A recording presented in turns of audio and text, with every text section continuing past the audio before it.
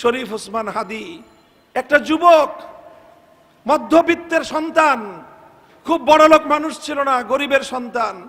তার বাবা মসজিদের ইমাম, আর একটা ইমামের ছেলে বাবার কাছ থেকে নৈতিকতার শিক্ষা পেয়ে গোটা বাংলাদেশটাকে হিলিয়ে দিল। গোটা দেশ আস্থার জন্য কাঁদতেছে।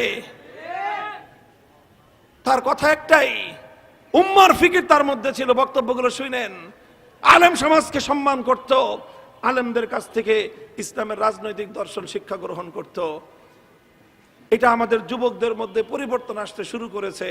আল্লাহ পাক রব্বুল আলামিন আমাদের এই ভাইয়ের শাহাদাতকে কবুল করেন। তার শাহাদাতকে উসিলা করে আল্লাহ নতুন প্রজন্মের মধ্যে আরেকটা বিপ্লবের চেতনা তৈরি করে দেন।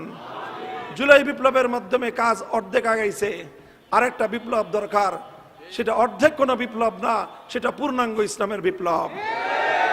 ইনশাআল্লাহ সেই বিপ্লব যেদিন হবে, তারপরে ইনশাআল্লাহ সোনার মদিনার সুন্দর শান্তির সমাজ আমরা উপহার দিতে পারবো।